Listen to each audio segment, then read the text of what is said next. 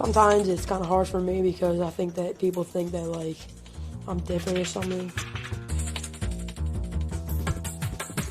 They don't consider pretending that kids do not exist 24/7 bullying.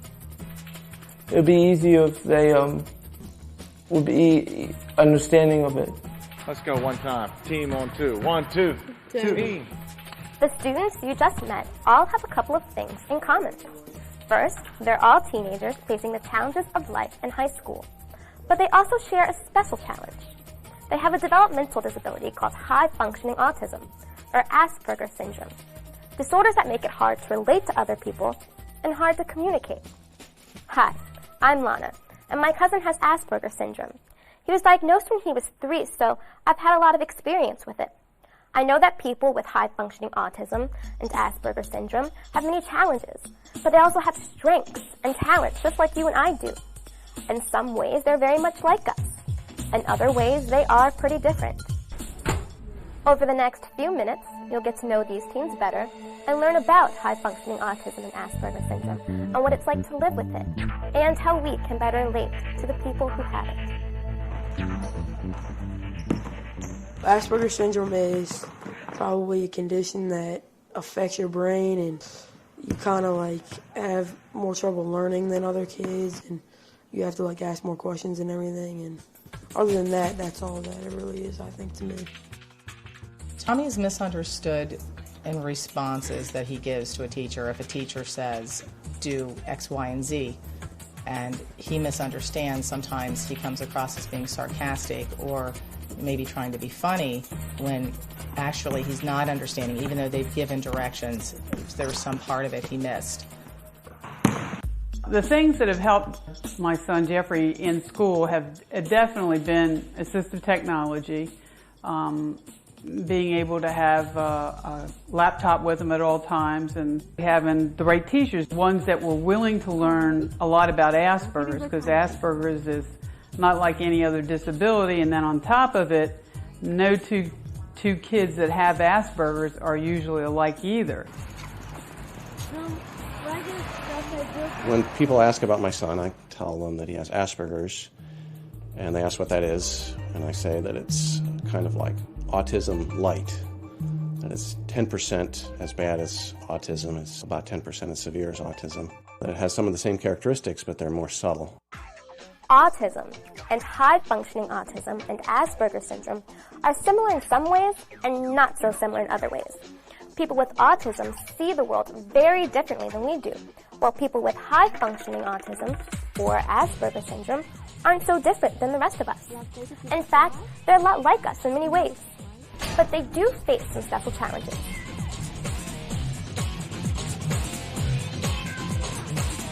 Be patient. You can only eat the ones that you pick. Be careful not to step in these. He just doesn't seem to get any perspective. You know, he's so stuck on what he didn't get, or so stuck on what he got and telling you over and over and over again. Kids with autism are very sensitive, and they can get angry easily, like my brother. It's prickly. He doesn't know he does it, but he argues a lot with people. He thinks he's always right, and you're always wrong. It's actually because of the Asperger's that they fall into these kind of ruts sometimes where they can't get out of the same thing that they keep doing or saying sometimes.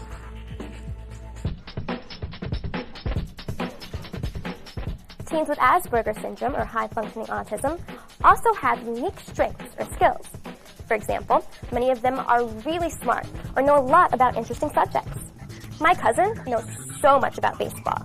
He even knows the names and stats of all the players in the Hall of Fame.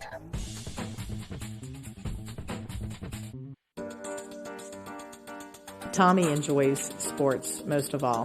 The one that he enjoys the most is basketball. We go to the gym after school, to the YMCA. Trying to pick. I want the other guy to roll a little bit quicker, you know, stay on the defense and test every shot, okay?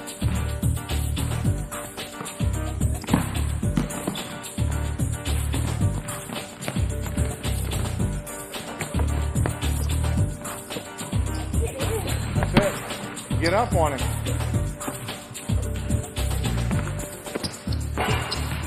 The team's benefited from Tommy is because he's got a lot of heart in the game, and that's a big key with any sport. I've never had to tell the kids, hey, listen, this kid has Asperger's syndrome, but I think they know it.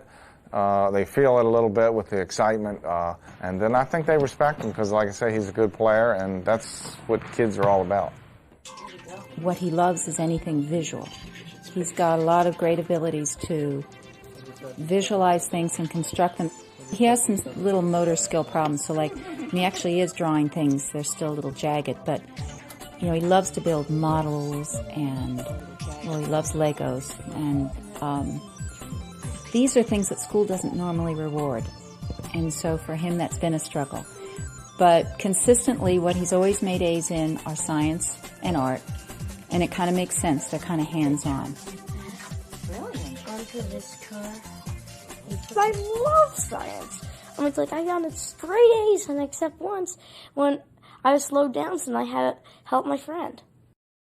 He teaches me to draw trucks because he's very good at drawing things on wheels.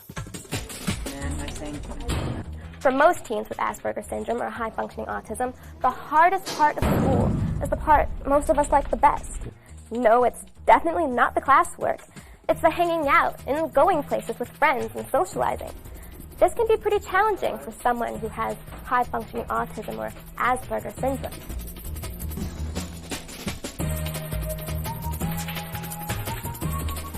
Children with autism or Asperger's disorder have a social learning disability. It's the same as if you have dyslexia, which is a reading disability, or a disability in math. Their disability is in social situations. So I ask them if I can play a game with them. They're like, oh, I guess I just... Did I hear something? Nah, it's just the wind. And that's kind of how they ignore me and stuff. He hasn't had many long-term friends. And there was stuff in these bins, but the ones he had maybe through fourth grade, who were sort of his peers, they got into sports and all kinds of other social stuff that he just, again, Scott still just wants to sit there and play with Legos. Stop looking at me! That's one of the key areas that Jeffrey has big problems with, is really being able to socially know how to interact with people correctly. Because he doesn't read people, he doesn't understand body language, and then he doesn't understand how other people are feeling or what they're thinking.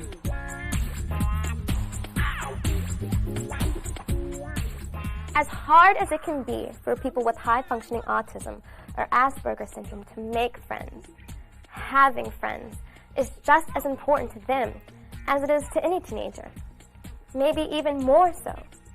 And that means in school as well as after school.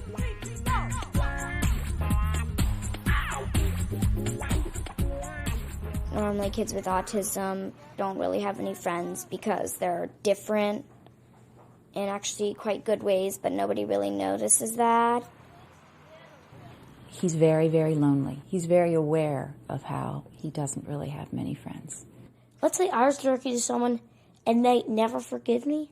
That's not a good friend. Friends are willing to forgive each other. What I like in a friend is if they have the same interests as me and they're nice and kind. The main thing that he has problems with is really making real friends, keeping real friends, and understanding other people, and them in turn understanding him, because a lot of times what he says is not really well understood either. So it's a two-way thing where there's not a lot of good communication going on.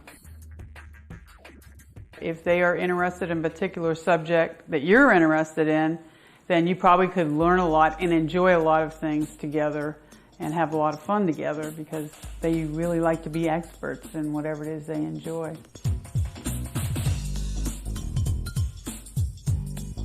Well, what I really like about my brother is he's real loyal, and if you need his help with something, most time he'll help you. Some of the things I like to do with Tommy is just play video games and just play basketball, and if the NASCAR race is on, watch the race, and just hang out, nothing much. There's no doubt about it. Being a teen with high-functioning autism or Asperger's syndrome is hard. But if you know someone who has it, there are a lot of things you can do to make it easier.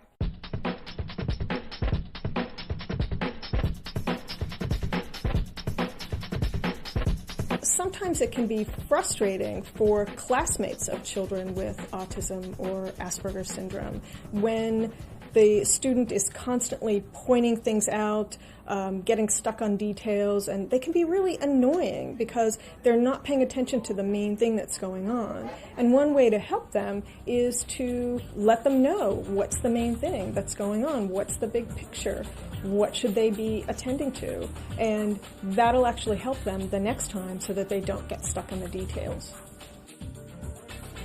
I want you to try to pick. I want the other guy to roll a little bit quicker, you know, stay on your defense, contest every shot, okay?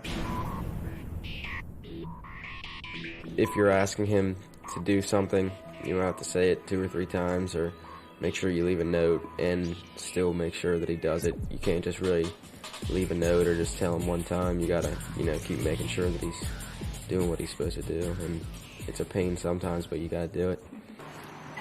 We shouldn't eat too many of them now. You should wash them at home. Eat them. And have humor with him. That's enough. And then I think the other kids who have a sense of humor are able to sort of fall back when he's being sort of offensive in terms of their relationship, and then bounce back when he's now feeling contriteful and wanting to be friends again. Kids should try to be friends and give them company, because once you get to know a kid with autism, they're really actually kind of cool. By having a brother with Asperger's, I've learned how to deal with all different types and sorts of people. A lot of people say don't judge a book by the cover, because his cover is definitely different than what he's got inside. Now that you know a little more about high-functioning autism and Asperger's syndrome, if you meet someone who has it, you'll know how to relate. Don't be afraid to say hi. We all have at least one thing in common. We're all teenagers who appreciate a little respect and understanding.